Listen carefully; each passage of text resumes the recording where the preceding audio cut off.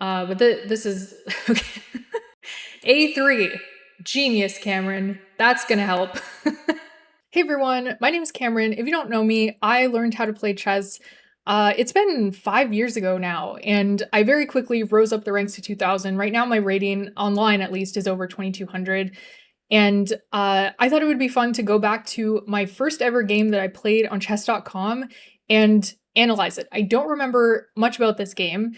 I think it'll be pretty funny because I'm sure I made just like the most insane mistakes. I do remember I learned how to play completely from scratch probably a couple weeks before this game happened. I don't remember like I was watching videos on like openings, I was interested in that. But I kind of wanted to like learn a little bit about chess and practice against bots before I actually went and like played a real game against a real person online. So this is that game. So it's probably a couple weeks into my learning how to play chess journey. It says it's really tiny, but you can see it says my rating is 1000, and that's because that's what chess.com assigned me when I said I was a beginner. My rating eventually would drop down to be like 700, I want to say, when I was first starting out. So yeah, without further ado, let's jump into it. So I'm not actually sure. I feel like I played e4. No, okay, I was playing the London d4. I'm sure I watched a bunch of videos on this and probably knew nothing about the nuances, but I knew kind of where the pieces should go. Yes. Okay, so this is interesting. I would not play this for the most part today. I normally will play e3. It's just like a little bit more flexible before bringing that knight out there, and there's just certain lines where I don't necessarily want my knight there right away. Also, this move from black is not something you're going to see beyond the intermediate level for the most part. You want your c-pawn as black to be able to come to c5 and strike at white center against d4 openings. So bringing this knight out to block that pawn is like, you don't want to do that. But at the same time, it's like, okay, it's more of an inaccuracy than a mistake. You're still developing pieces. You don't really know all the nuances of that, but it's something you learn as you go. Bishop comes out to g4. I play knight bd2 so that if this takes, I can recapture like this. I kind of like that. Knight f6, and now e3 and a6. Okay, interesting. So this is, I mean, aside from like this inaccuracy, I would say this is the first like deviation from a normal looking game that I would say. I feel like beginners tend to do this a lot where it's these kind of like passive pawn moves. I think it's preventing this bishop from coming out and basically doing the same thing that they just did to me, which is pinning the knight. It's not super necessary, is what I'll say. Like you would be better served to just go like this and develop your pieces and get your king to safety so that you don't have to worry about this actually being a pin because your king won't be there. So I responded, okay, with bishop e2. Normally in the London, the bishop likes to go to this square, but I know why I went here. It's because I wanted to break this pin. And this is fine. I don't think this is the worst thing in the world. Now e6. I castle. The bishop drops back. Okay, so this is what tells me that it's a beginner game. Honestly, up until this point, again, other than this knight coming out, I feel like it's not as horrible as I would have expected for like a 700 game. I guess it's not a 700 game. It's an 1100 game. So, but I mean, the point still stands. For a beginner / early intermediate game, the opening, I feel like a lot of times grandmasters think that, you know, under 1500, like people don't know their openings or don't know anything. They're just like, you know, kind of throwing their pieces and they don't know where pieces should go.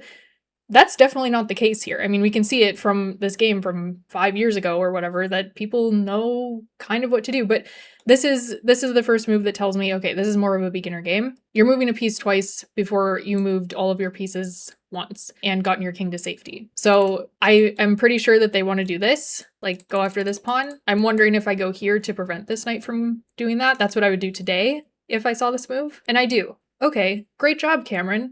I'm so proud of my past self.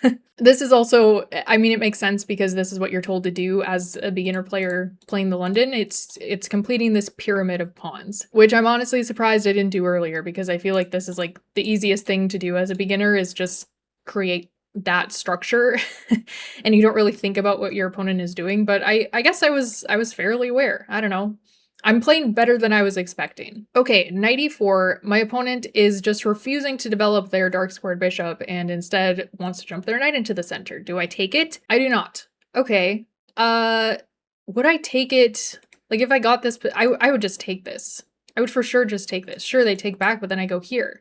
And their king's in the center. They can't push this. Maybe they could push that. But I could take this, and then their pawns are all messed up, and then, like, what are we doing? Or if you go take and then bishop takes, you can come here, trade off the light-scored bishop, and then bring your rook in and start trying to, like, push for e4, break open the center, because, again, their king's still in the center. We gotta go after that. But I didn't do that. Instead, I went rook c1. That's fine, I guess. I mean, I'm honestly impressed that I knew that's where the rook was supposed to go. Knight takes, queen takes.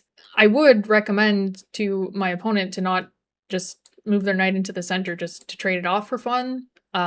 You got to get your bishop out, buddy. And now they move the bishop again. How did I lose this game? What's going on? And now I dump my knight into the center, knight e5. I guess this is where the knight's supposed to go. h5. I took the knight, doubled their pawns. And now what would I do? Because they are threatening to go here, g5, and then h4 and kind of trap my bishop. So maybe I would just play h3 or something. But again, I'm really tempted to maybe go like f3, force the bishop back, and somehow break in the center. Because again, if they don't want a castle, then I'm gonna try and take advantage of that. But I guess the bigger threat is that they're trying to trap my bishop. I wonder if I noticed that. No, I didn't. Okay, so they do push g5. I went bishop e5, and now f6. I drop back, h4, okay, bishop's trapped. Yeah, that's tough. I guess I can go here. I guess I can go here and counterattack. And then they take, I take, they take, and they're only up a pawn. Yeah, but weirdly, it's like my king, even though it's castled, is more unsafe. I think this is why beginners are like so averse to castling sometimes, because, I mean, weirdly enough, my castled king is less safe than my opponent's uncastled king. And they're like breaking all the rules. Like they're moving all their pieces a bunch of times. They're pushing all these pawns on the king side.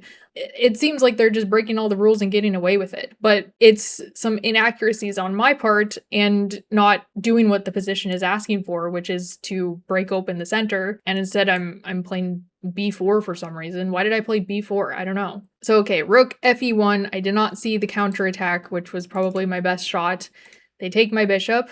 I take back with the f pawn. That's interesting. Usually you want to take towards the center. I don't know if it actually makes much of a difference. Let's see. It says, yeah, h takes g3 is slightly better. I don't know how deep my stockfish is going, but the reason I would probably do this today is it's keeping all of these pawns as one big pawn island. Like they're all connected, if that makes sense. Even this one, technically, they're all on adjacent files. But when I take with the f pawn, suddenly I've got this pawn island and I've got this pawn island, and they're separated. And long term, it's better to have one giant pawn island than two separated ones. That's just strategy that you learn as you get better at chess. This is a general rule that I just didn't know at the time, taking towards the center. And now my opponent plays queen e7. They're going to try and come over here and checkmate me. Makes sense. Now I bring my rook back to f1. This is amazing. Queen h7. Do I at least push h3?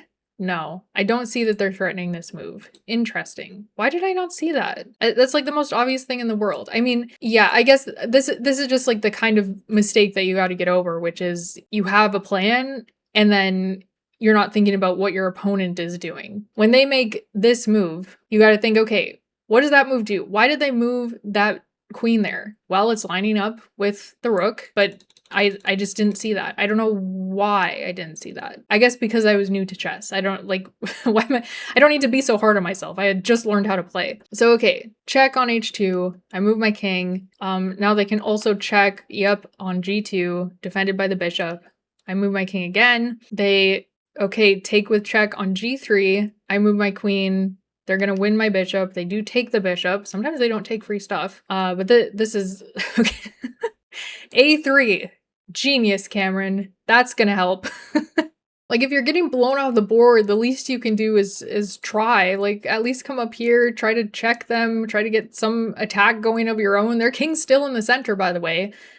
And now mine is as well. So I don't know what I was thinking. But I guess, you know, if you're at this level, learning lessons, you know, you're down a bunch of material, keeping your pawns all nice and neat and carefully together is not going to win you the game if you're down 8 points of material.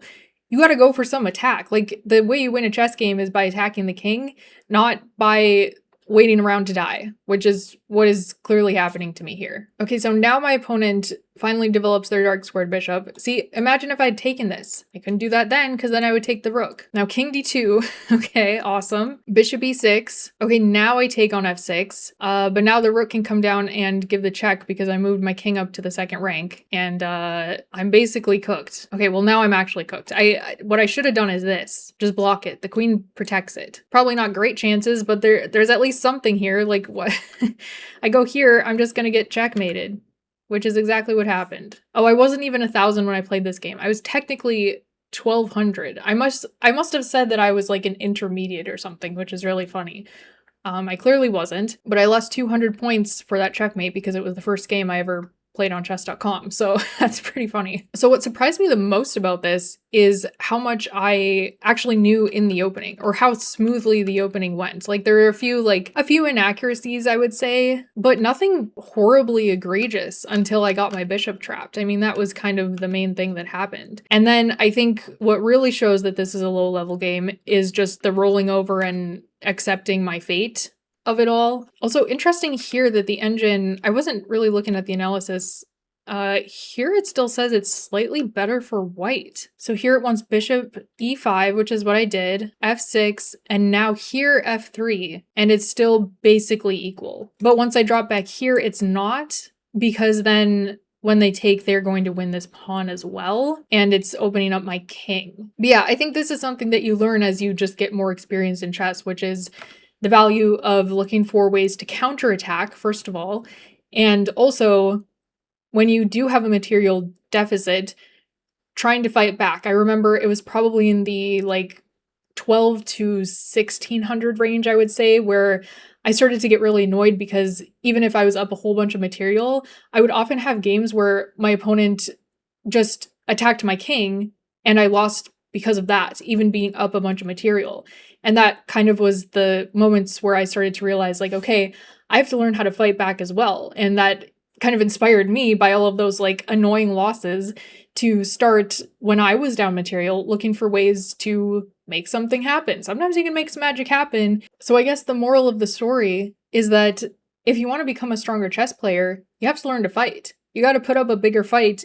Even when it seems like there's absolutely no hope, you gotta play on. Well, I hope this was at least a little bit entertaining and maybe a little bit instructive for you to watch. It was at least fun for me to relive.